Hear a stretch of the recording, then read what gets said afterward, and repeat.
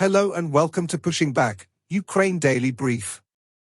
As the war enters its 778th day, these are the main developments from the past 24 hours.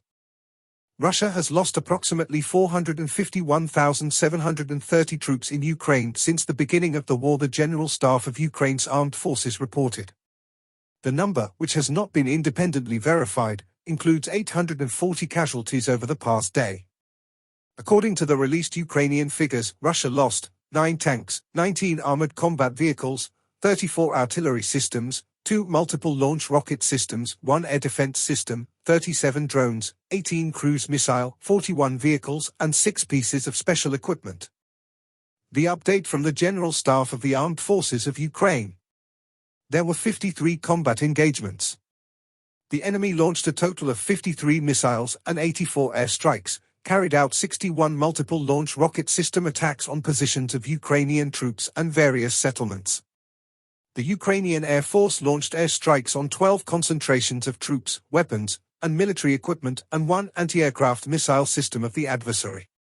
The Ukrainian missile forces hit 2 concentrations of the Russian invaders' troops.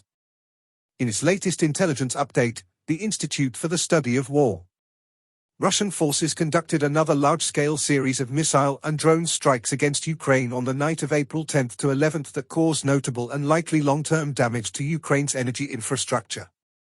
Ukrainian Foreign Minister Dmytro Kuleba stated that Ukraine needs more Patriot air defense batteries to protect both Ukraine's population centers and frontline areas. The Ukrainian Verkhovna Rada adopted a new mobilization law on April 11, a significant step in addressing Ukraine's manpower challenges amid growing manpower constraints in Ukrainian units defending on the front line. U.S. European Command Commander and NATO Supreme Allied Commander Europe General Christopher Cavalli reported that U.S. European Command and NATO are strengthening their ability to respond to the chronic threat that Russia poses to global stability and European security in hopes of deterring future Russian aggression against NATO. Ukraine and Latvia signed a bilateral security agreement on April 11, providing for long-term Latvian assistance and security commitments to Ukraine. Russian authorities conducted a counter-terrorism operation and reportedly killed 2 suspected terrorists in the Republic of Kabardino-Balkaria on April 11. Russian exiled opposition outlet Novaya Gazeta Europe reported on April 11 that Russian courts have commuted sentences in over half of all criminal cases against Russian veterans and active duty servicemen due to military service in Ukraine.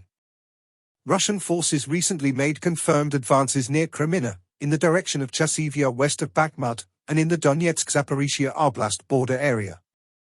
In Zelensky's was in Lithuania, he covered several significant points. Firstly, Ukraine and Latvia signed a bilateral security agreement. Secondly, he highlighted the challenges Ukraine faces due to delays in aid and Russia's increased military capabilities. He also pointed out Ukraine's progress in developing its own domestic weapons production.